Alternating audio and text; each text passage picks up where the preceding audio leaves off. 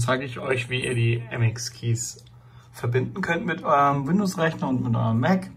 Zunächst mit dem Windows-Rechner mit dem Dongle und bei dem Mac nehmt ihr ganz normal die Bluetooth-Funktion. Zunächst einmal die Anwendung öffnen, Logitech Options, sieht man hier, einmal öffnen.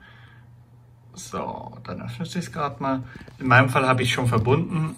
Ich zeige euch nun, wie ihr neue Geräte verbinden könnt. Das heißt, es reicht, wenn ein Dongle drin ist. Dann geht ihr einmal auf Gerät hinzufügen und dann fragt er, was wir genau machen möchten. Wir gehen nämlich dann auf Unify Gerät hinzufügen und dann ist hier schon die Anleitung einmal On-Off. Das heißt, ihr nehmt dann einfach die Tastatur, die aktuell aus ist und macht sie einfach auf On. Einmal auf On für grün und dann verbindet er sich automatisch und ihr könnt loslegen. Jetzt folgt noch die unter macOS, das zeige ich euch auch gleich. Einmal hier auf Abbrechen, genau, X und dann machen wir sie einmal wieder an. So, nun folgt noch die Einrichtung am Mac über Bluetooth.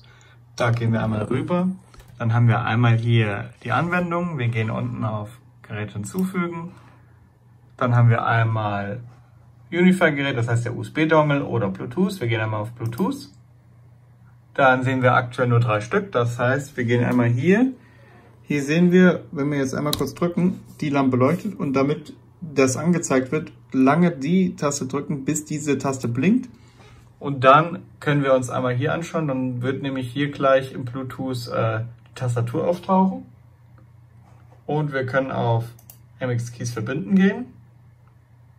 Dann fragt er kurz nach den Codes. Dann gehen wir einfach nochmal auf Verbinden.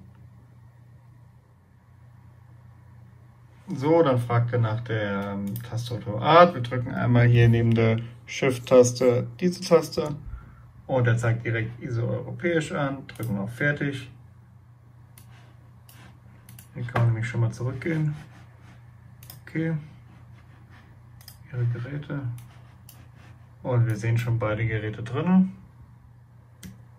Die Tastenkombis gehen schon mal. Genau. Haben wir nochmal. Helligkeit können wir jetzt nicht ändern. Wir können zum Beispiel auch noch Lautstärke ändern. Sehen wir auch. Das passt auch. So. Dann wäre die Einrichtung einmal durch. Bei Fragen unten in die Kommentare einen Daumen hoch, wenn ich auch freue. Dankeschön. Tschüss.